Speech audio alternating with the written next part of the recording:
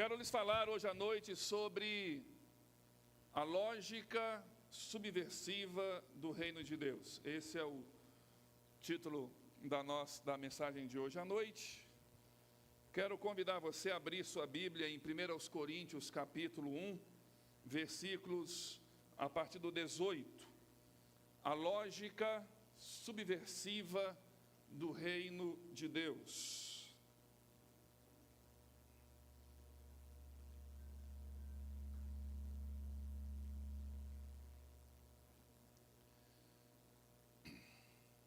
Primeiros Coríntios capítulo 1, a partir do versículo 18, amém? Assentados, vai ser projetado aí, eu esqueci de avisar o pessoal lá da mídia, eu mudei a versão da minha Bíblia hoje, eu trouxe outra, eu vou ler na NVI, se puder mudar para a versão da NVI, fica mais fácil. Primeiros Coríntios, é essa que está?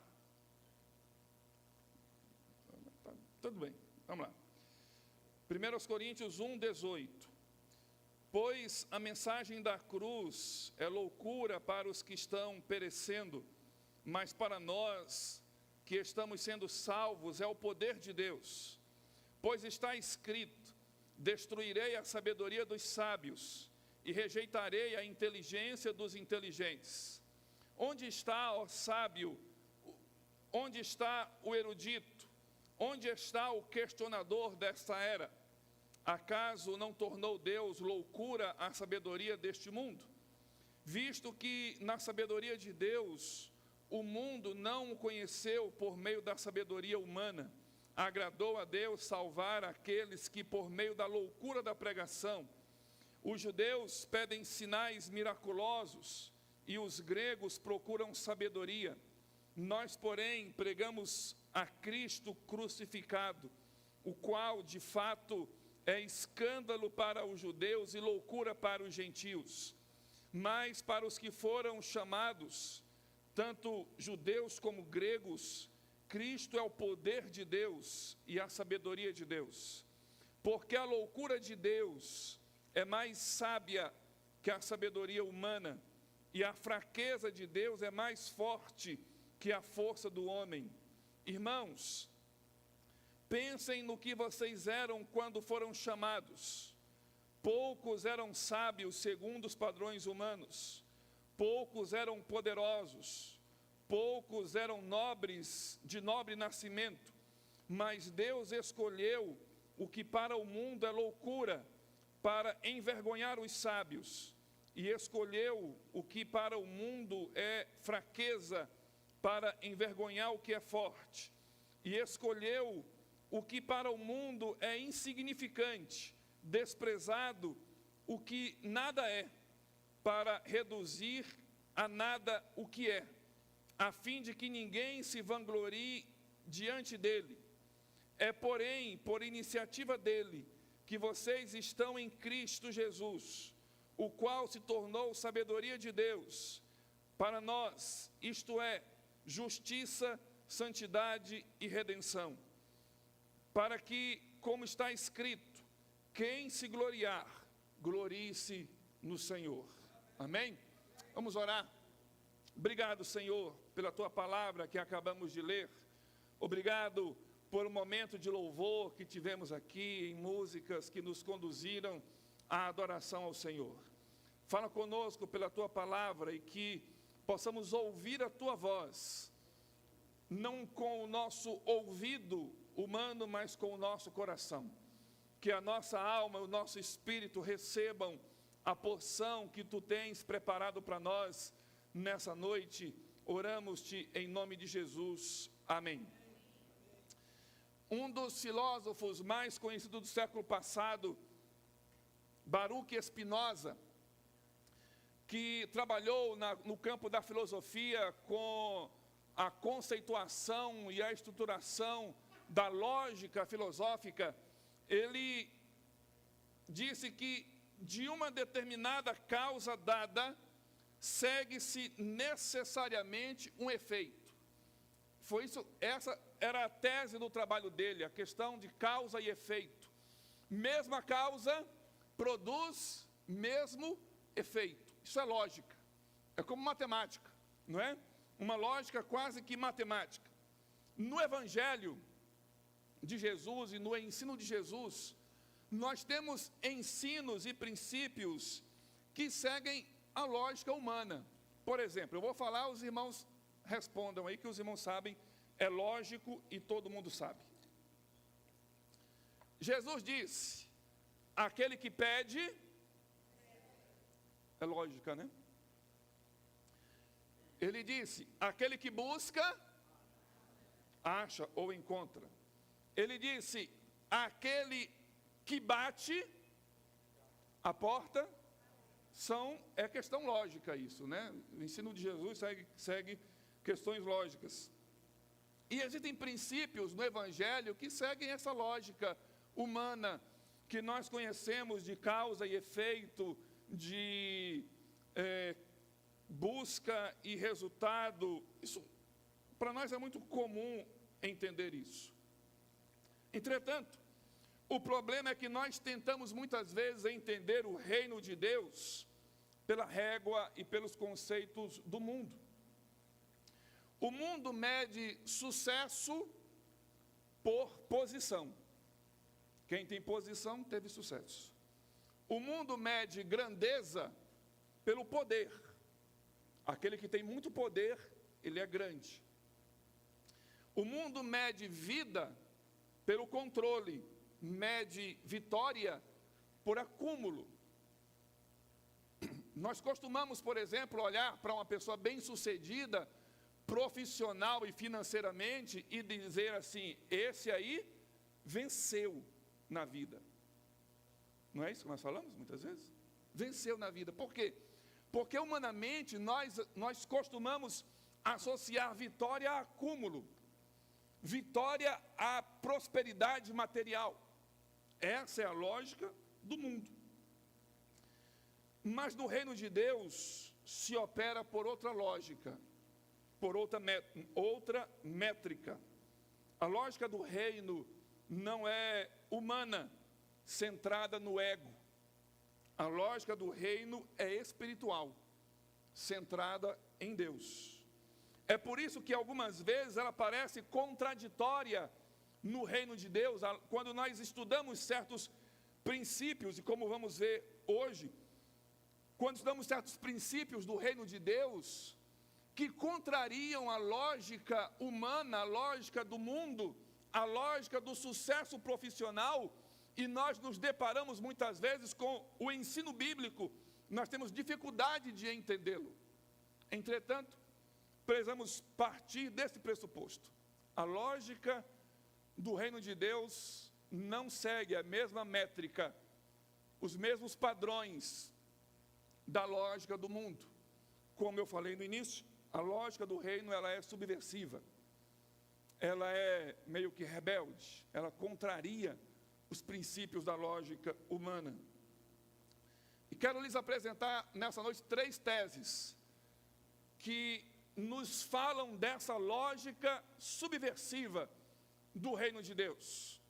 Se não, vejamos. Primeira tese: no reino de Deus, os primeiros são os últimos. Contraditório ao que o mundo ensina. Eu ia lhes trazer uma imagem para mostrar, mas como eu não tenho ainda muito hábito nesse negócio de apertar, mexer no telão e tal, eu preferi só citar. Tem uma imagem, o pessoal 40 a mais vai saber. E como eu sou 40 a mais, eu sempre falo para o meu público 40 a mais.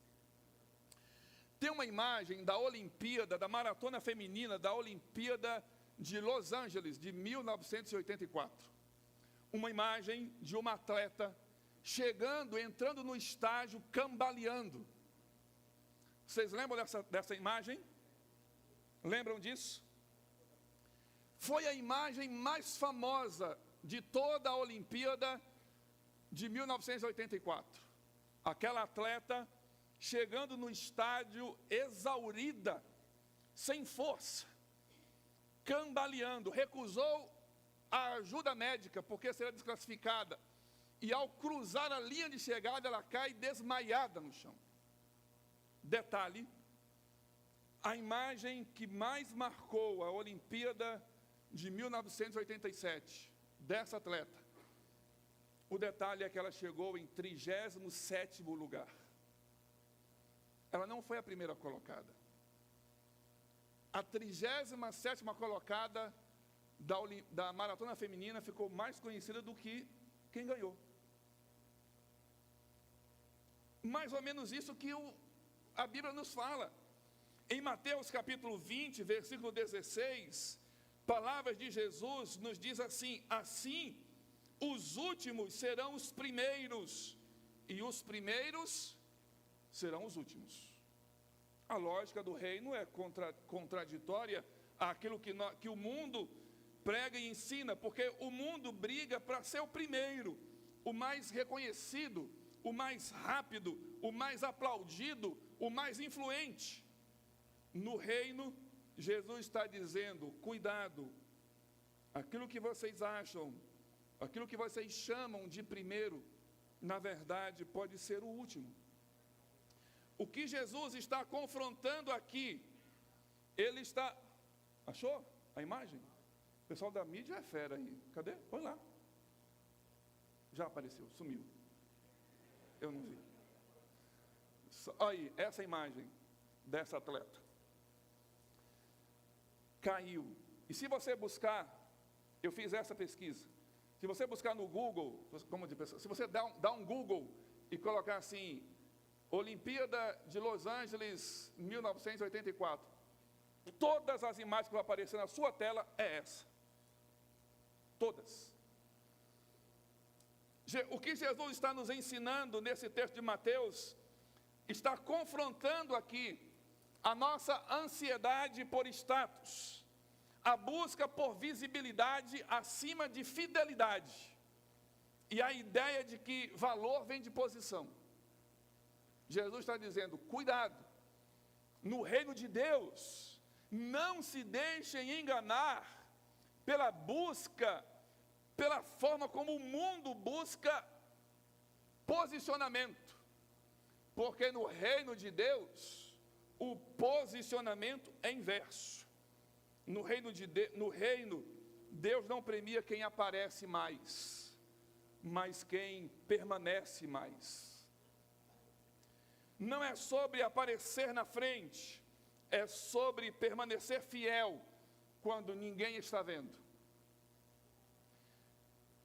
No mundo de redes sociais, de Instagram, TikTok e Facebook ninguém usa mais, né? Facebook só o pessoal 60 a mais. Nem eu uso o Facebook mais. Você tem ideia? Mas enfim, no mundo em que as pessoas buscam visibilidade, likes, curtidas, compartilhamentos, Jesus está dizendo: cuidado, porque no reino de Deus, a busca é outra. A busca não é por visibilidade, por seguidores. No reino de Deus, a busca é por servir. Os princípios, a lógica do reino é outra. Você não precisa disputar o holofote para ter propósito. Você não precisa ser o primeiro para ser útil. No reino, a fila é invertida. Deus exalta o humilde e resiste ao soberbo. Há um ditado no mundo que diz que o segundo colocado é o primeiro a perder. Foi o primeiro derrotado. Porque o mundo só exalta quem vence. No reino de Deus, nós precisamos entender que não é a vitória, é a fidelidade. Eu gosto muito da história do profeta Jeremias, já falei isso aqui uma vez para os irmãos, porque o ministério profético de Jeremias, ele é um ministério profético fadado ao fracasso humanamente falando. Porque Deus chama Jeremias, e Deus diz assim: Jeremias, vá e pregue para esse povo, para que essa nação se converta. Esse povo precisa voltar para mim. Vá e pregue, chame esse povo ao arrependimento. Aí eu imagino Jeremias virando as costas para sair, para começar a pregar. Aí Deus diz assim: peraí, Jeremias, tem um outro detalhe. Você vai pregar para que eles se arrependam, mas eles não vão se arrepender. Você vai chamá-los para voltarem para mim, mas eles não vão voltar. Você vai dizer que eles precisam se converter, mas eles não vão se converter. Inclusive, eles vão odiar você por causa do que você fala. Aí Jeremias vai e prega, mesmo sabendo que não iam ouvi-lo, mesmo sabendo que não iam se arrepender, mesmo sabendo que não iam voltar-se para Deus, ele vai e prega, porque no reino de Deus não importa sucesso e resultado, no reino de Deus importa fidelidade e obediência. Guarde isso. O mundo, sucesso e resultado. No reino de Deus, fidelidade e obediência. A lógica no reino é diferente. Segunda tese, que no reino de Deus, que na lógica do reino é diferente da lógica do mundo, é que no reino de Deus, o maior serve o menor. Em Marcos capítulo 10, de 43 a 45, Jesus diz assim: quem quiser tornar-se grande entre vocês, esse seja o servo. Nós, irmãos, quando sair daqui, acabar o culto, tem cantina lá embaixo, pastel e caldo, né? O Ministério de Mulheres da igreja. Mas depois que você tomar o caldo, você pode ir na pizzaria, depois do caldo, depois do pastel, né? Você pode ir na churrascaria, no steak burger, sei lá, onde você quiser ir, no sushi, qualquer lugar. Aí você vai chegar no restaurante, você vai se sentar, porque você é o cliente. Você se senta, e aí vem lá um servo, e ele vai perguntar: boa noite para o senhor, o que a senhora deseja hoje? Sushi, boa pedida, sushi. Sashimi também, não gosto nada disso, irmãos. Já falei para os irmãos, quem quiser comer sua comida japonesa, coma na minha frente, sem medo, porque não me atrai em nada os olhos. E aí nós nos sentamos e somos servidos, porque lá no restaurante nós estamos pagando. Acontece que no reino é diferente. No reino de Deus, o maior não é o que se senta à mesa para ser servido. No reino de Deus, o maior é aquele que se abaixa com a toalha e a bacia para lavar os pés. E foi isso que o Senhor Jesus fez com os seus discípulos.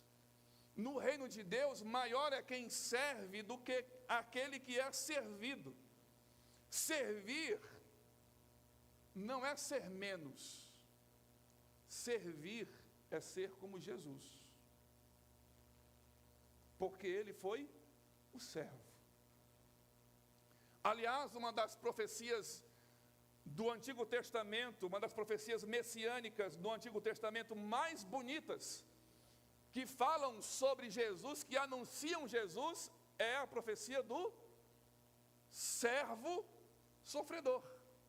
Isaías capítulo 53. O servo sofredor não é o rei vitorioso, não é o grande chefão, não é o poderoso mandatário. A profecia mais bonita do Antigo Testamento é a profecia do servo sofredor. Ele se deu por nós, tomou sobre si as nossas enfermidades, pagou o preço que era nosso na cruz do Calvário. Porque nos ensina que na lógica subversiva do reino de Deus, o maior é o que serve. O próprio Cristo afirma que não veio para ser servido, mas para servir e dar a sua vida em resgate de muitos. Lembro-me de uma música antiga que cantávamos, um cântico, que dizia assim, que ele morreu a nossa morte, para vivermos a sua vida. Ele morreu a morte que nos pesava, a morte que nós teríamos que experimentar, ele tomou sobre si, para que a vida dele pudesse nos alcançar. O que é isso na prática? Por exemplo, na família, grande é quem pede perdão primeiro, e quem ama com o sacrifício. Família não é um campo de disputa de quem tem razão. Família é um campo de paz e de abrir mão da razão em função de ter paz. Não é até o pastor Cláudio Duarte, né? Cônico, pregador de família, ele diz: ou a gente tem paz ou tem razão. Os homens inteligentes preferem ter paz do que ter razão. Conselho aos homens. Dica: dia que a mulher não estiver de boa, fique quieto, não brigue. Na igreja, grande é quem trabalha sem plateia, sem carência de reconhecimento. Os irmãos todos estão me vendo aqui. Aqui tem nós temos 280 lugares aqui, né? As 250 pessoas aqui estão olhando para mim. Todos vocês olhando para mim aqui. Mais um tanto pelo YouTube. Mas tem alguém olhando o carro, lá no estacionamento. Um irmão de colete que está lá, que está servindo a Deus, lá no estacionamento. Um ali, ou dois ali, eu acho, né? Bed, fica dois ali, e dois aqui na rua de trás. Servindo a Deus. Quem os está vendo agora? Ninguém. Mas servem, porque entendemos que no reino o serviço não é para ter uma foto publicada no Instagram. Nós entendemos que no reino de Deus, servir não é para aparecer, para receber aplausos, para alguém falar depois, nada disso. Nós, no reino de Deus, nós entendemos que servir é a nossa missão, porque o nosso mestre nos deu esse exemplo de que a nossa vida deve ser uma vida de serviço. Então isso contraria a lógica do mundo. No trabalho, grande é quem lidera com temor de Deus, ética e espírito de serviço, e não com vaidade.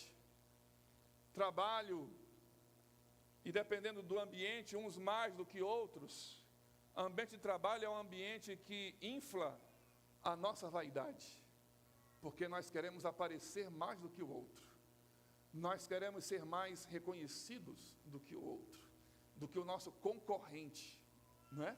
Nós queremos ter um campo de trabalho, ser um profissional mais reconhecido do que outro. Aí tem aquelas empresas que fazem aquelas pesquisas, né, de melhores do ano, e oferecem os certificados e troféus. E aí as empresas vão lá receber os troféus, os certificados, e eles vão para onde? Para o depósito da empresa? Eles vão para onde? Para a parede. Porque na empresa, precisa dizer que aquela empresa foi a melhor empresa de venda de carro. Tem algum vendedor de carro aqui? Espero que não. Aquela empresa foi a melhor empresa de venda de carro de 2010, 2011, 2012, 2013, até 2026. Não há nenhuma outra empresa de venda de carro melhor em Marabá do que aquela lá. E lá está a demonstração com todos aqueles certificados presos na parede.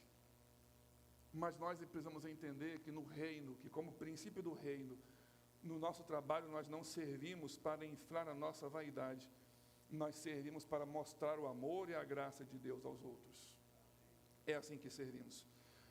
O serviço no reino não é um departamento. O serviço no reino é um estilo de vida. Nós servimos no reino de Deus. Isso é a nossa missão, essa é a nossa vida. E eu tenho dito aqui à igreja, e falo isso mais uma vez agora, quando nós nos convertemos, Deus nos coloca no reino. no reino dele. Quando nós servimos, Deus coloca o reino dele em nós.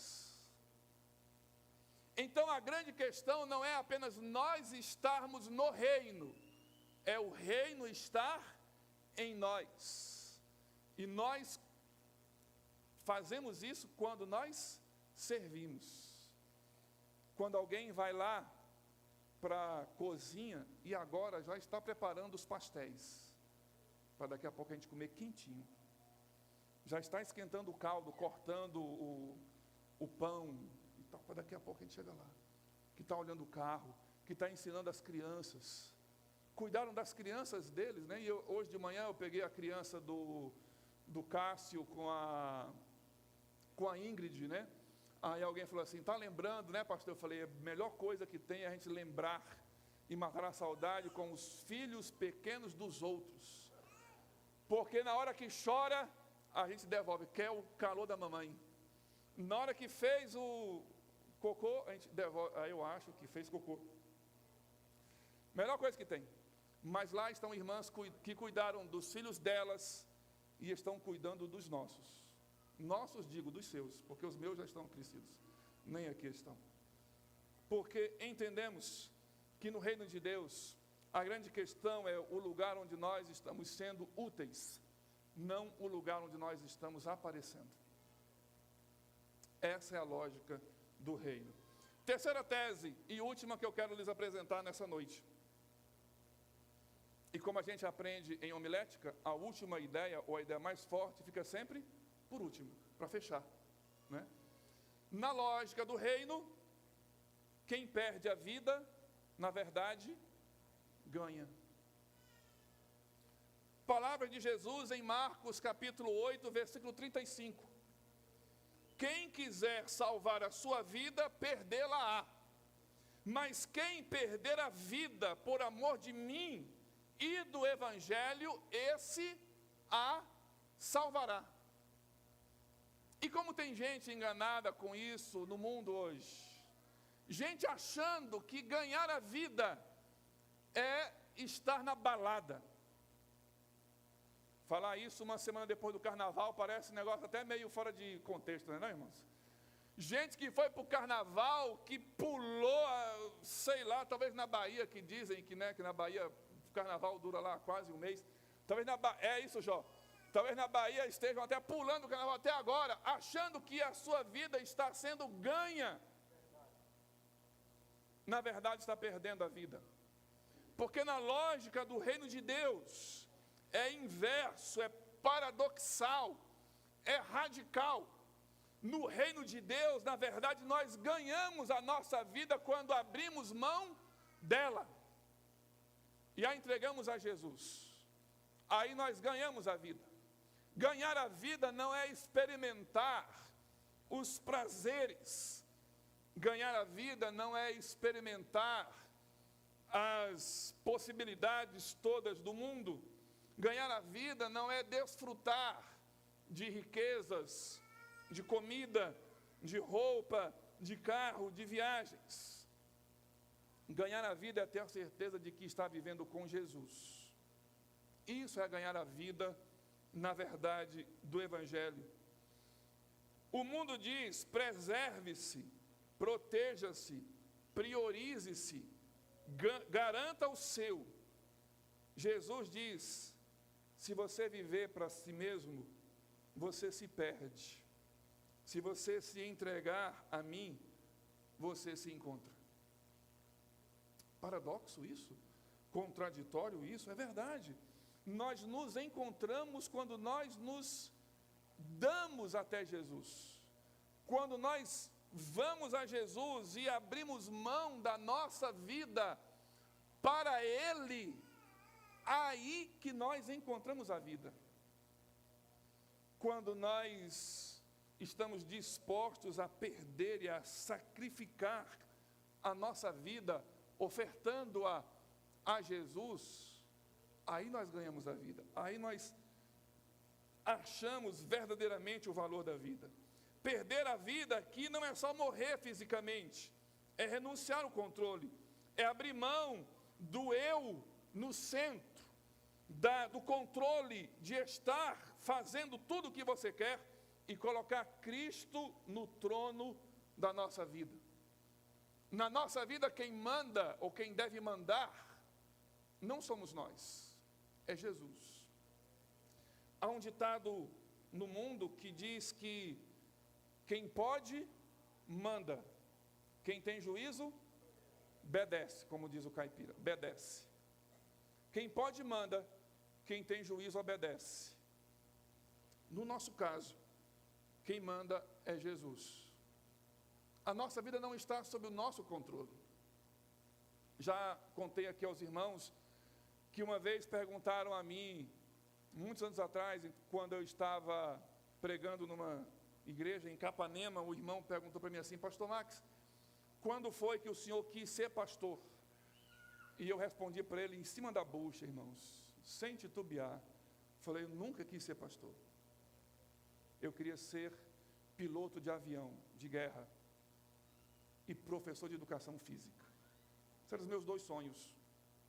Mas Deus, por sua infinita graça e misericórdia, um dia olhou e falou assim: nem piloto de avião e nem professor de educação física. Porque o Salmo 139, o que eu mais gosto, os irmãos já sabem disso, diz que Deus escreveu para nós um plano para nós.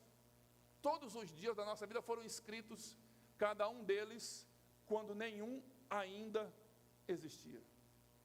Então, o melhor plano da sua vida, que você pode encontrar na sua vida, que pode ser executado na sua vida, não é aquilo que você deseja, aquilo que você ambiciona. O melhor plano para a sua vida não é aquilo que o coach lhe entregou. Pega a chave, não é a chave que eles entregam? Ou não? Sei lá. Não é aquilo que o coach disse, ou que o melhor caminho que o psicólogo lhe orientou, o terapeuta lhe indicou. O melhor plano para a sua vida é viver aquilo que Deus escreveu a seu propósito. Porque cada um de nós, quase 300 que aqui estamos, igual aos 300 de Leônidas, né? Porque para cada um de nós, Deus escreveu um plano. E o melhor que nós podemos desfrutar nessa vida, não é aquilo que nós sonhamos, é aquilo que Deus designou para nós. E é por isso que na lógica subversiva do Evangelho, aquele que perde a vida, aquele que abre mão da vida, na verdade, encontra a vida. Aquele que abre mão da vida, na verdade, passa a viver. Aquele que abriu mão do controle da vida, na verdade, agora vai desfrutar do melhor lugar. E isso está no coração do discipulado. Perder o direito de viver no piloto automático. Perder a necessidade de aprovação. Perder o apego ao pecado estimado. Perder a ilusão de que minha vontade me salvará. Meus irmãos, nós somos tão limitados. Nós conhecemos tão pouco. Nossa possibilidade de conhecimento é tão limitada. Nós não conseguimos saber o que nos acontecerá amanhã às 6 da manhã. Nós não conseguimos saber assertivamente o que vai acontecer conosco daqui a meia hora. E aí nós queremos estar no controle da nossa vida. Eu hoje vou levar minha mulher lá em Paraupebas ainda, depois do lanche. E volto amanhã cedinho para cá. Espero em Deus que assim como Ele me conduziu nessas viagens, esse tempo todo, sem nenhum acidente, nunca um pneu furou, nunca bati num buraco para estragar alguma coisa do carro. Nesses 8 anos, viajando essa região todinha aqui, a serviço da convenção, só 2 raposinhas que levou o farelo. Entrou na minha frente e puf, foi para o céu das raposas, se eram cristãs ou se tinham aceito a Jesus. Mas se não, sabe-se lá onde elas estão agora. O carro só quebrou controlezinho do ar-condicionado e eu fiz o resto da viagem sem ar-condicionado. O máximo que aconteceu. Mas nós vamos entender que nenhuma projeção da nossa vida de fato está sob o nosso controle. Falava ontem na congregação lá na Coca-Cola, né? A gente faz em casa aqueles alvos do ano, né? E aí lá em casa a gente sempre escreve os alvos do ano. E no início de 2025 eu tinha como alvo perder 10 quilos. E comecei 2026 faltando só 14 dos 10 que eu precisava perder. Porque os nossos alvos, os nossos projetos são assim. A gente desenha, a gente diz, vou perder 10 quilos. Aí a gente vai para a academia, a gente começa a comer folha, tomate e alface. A gente apela para o bendito Monjaro. E aí a gente desenha toda a nossa expectativa de emagrecimento. Mas quem de fato sabe se vai dar certo é Deus. Porque você pode pegar uma doença e ter que suspender a academia, ter que suspender o Monjaro, e aí, em vez de perder, você ganha.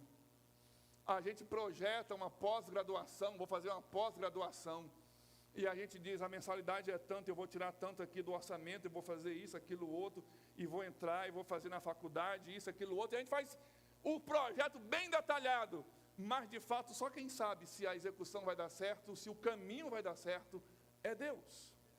Portanto, meus irmãos e amigos que estão aqui essa noite, ter a vida sob o nosso controle. Ixi, bater aqui devagar, né, Leon? Senão sai lá. Ter a vida sob o nosso controle, na verdade, é estar sem o controle.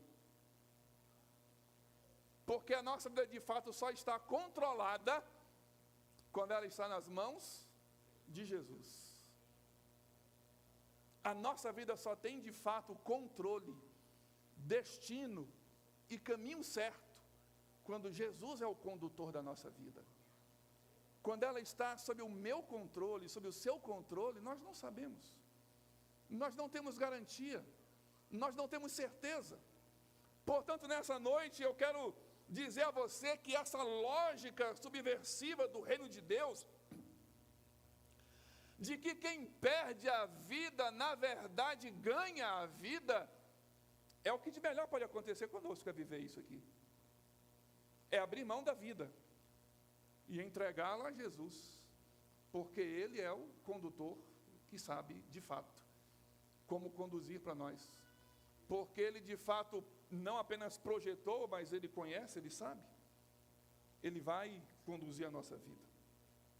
Enfim, concluindo, a contraditória lógica do reino é um teste de senhorio para nós. Porque, no fundo, ela responde uma pergunta: quem manda em mim? Quem manda em você?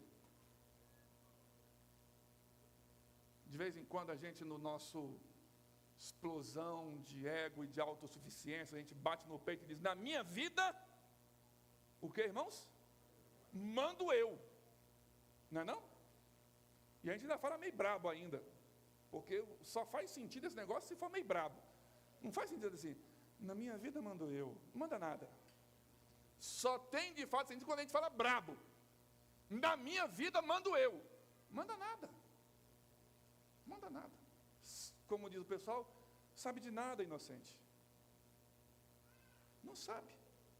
Então, viver na lógica subversiva do reino de Deus responde a essa pergunta: quem de fato manda em mim? Eu preciso ser o primeiro? Ou talvez eu esteja servindo ao meu ego? Eu preciso ser servido? Talvez eu ainda esteja buscando a grandeza sem a cruz.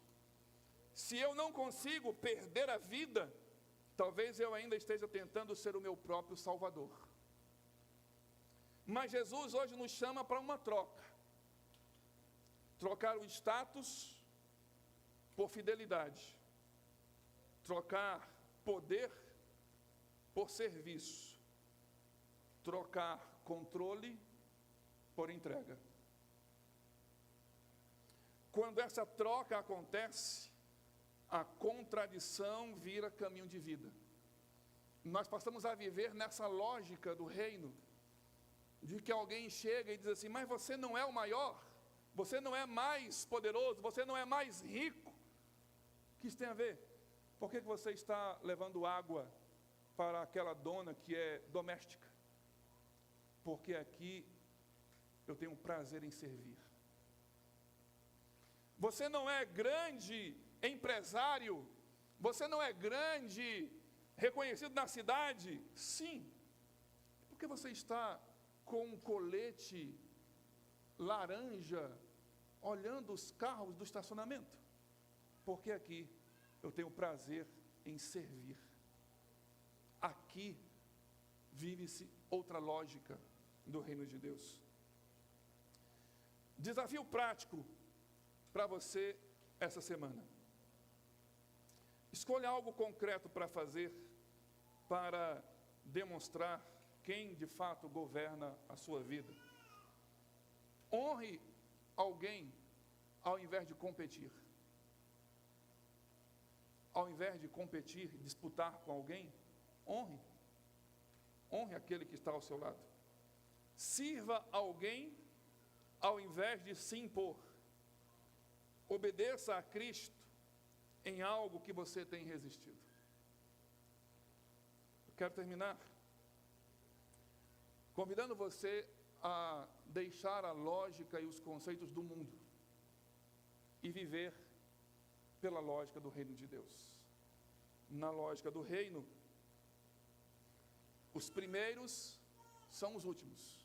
Nós não buscamos posição, buscamos fidelidade. Na lógica do reino, o maior é o que serve. Nós não buscamos status, buscamos serviço em amor. Na lógica do reino, aquele que perde e abre mão da sua vida, na verdade, a encontra. Então, abra mão do controle da sua vida e entregue a sua vida a Jesus. Eu não sei quem está aqui hoje à noite que ainda não vive nessa lógica do reino. Eu não sei quantos dos irmãos e amigos que estão aqui hoje à noite que ainda não entregaram o controle da sua vida a Jesus. Mas hoje à noite eu queria dizer a você, a melhor escolha que você pode fazer para a sua vida e para o bom progresso da sua vida é abrir mão dela, entregando a sua vida a Jesus. Queria convidar você a fechar os seus olhos aí onde você está. E eu queria que você pensasse rapidamente agora. Eu queria que você pensasse, quem manda na sua vida? Sobre que perspectiva sua vida está sendo conduzida? Você está correndo para ser o primeiro? Ou você está tendo uma vida de serviço e de fidelidade? Sua vida gira em torno de você ser servido? Ou você serve com amor a quem nada pode lhe dar em troca? Você está tentando salvar e conduzir a sua vida do seu jeito? Ou você abre mão do controle da sua vida e a entrega a Jesus para de fato obter a vida verdadeira? Essa pode ser uma noite não apenas de um encontro social aqui na igreja. Essa pode ser uma noite não apenas de uma experiência religiosa com músicas bonitas que nos elevaram a alma. Essa pode ser uma noite de mudança de chave significativa na sua vida. Essa pode ser a noite em que a sua vida vai mudar de conceito. Ao invés de viver segundo os conceitos do mundo, passar a viver segundo os conceitos de Deus. E para isso você só precisa entregar sua vida a Jesus. Para isso você só precisa dizer agora no seu coração: Senhor Jesus, eu te recebo como Senhor da minha vida. É só isso que você precisa. Senhor Jesus, eu entrego a Ti a minha vida. Me conduz conforme seja a Tua vontade. É só isso que você precisa. Senhor Jesus, eu abro mão do controle da minha vida e entrego a minha vida para que o Senhor conduza. É só isso que você precisa fazer. Essa é a melhor escolha que você pode fazer hoje à noite. Essa é a melhor escolha que você pode fazer esse ano. Essa é a melhor escolha que você pode fazer na sua vida. É entregar sua vida a Jesus. E sabe o que melhor nós aprendemos na Bíblia? É que Jesus não nos pede a entrega de uma vida ajustada. Jesus não nos pede a entrega de uma vida perfeita para Ele. Jesus não nos pede a entrega de uma vida totalmente moldada. Jesus nos pede a entrega da nossa vida, do jeito que estiver, quebrada, desajustada, porque é Ele quem conserta. E Ele te chama para esse conserto. Ele te chama para esse endireitamento. Ele te convida para esse ajuste. Portanto, não fique pensando, Jesus não me quer do jeito que eu estou. Ah, Ele quer sim. Jesus não me aceita do jeito que eu estou. Pode ter certeza que Ele te aceita, porque Ele recebe todos aqueles que vão até Ele. Ele te espera, Ele te chama, Ele te convida. Feche seus olhos, vamos orar. Senhor nosso Deus e Pai, obrigado por essa noite. Obrigado pela Tua palavra. Obrigado porque o Teu Evangelho é uma chamada para todos nós de mudança, de arrependimento, de mudança de mente. E pedimos, ó Pai, que a Tua palavra essa noite possa alcançar não apenas os nossos ouvidos, mas alcançar o nosso coração, a nossa mente, o nosso intelecto, a nossa alma, e nos fazer crer, mesmo que seja difícil compreender, mas nos fazer crer na verdade do Senhor e viver por ela, aceitando-a na nossa vida. Eu oro, Senhor, por aqueles que estão aqui essa noite e que ainda não entregaram suas vidas ao Senhor Jesus, que ainda não reconheceram o senhorio de Jesus com o controle absoluto e integral de suas vidas.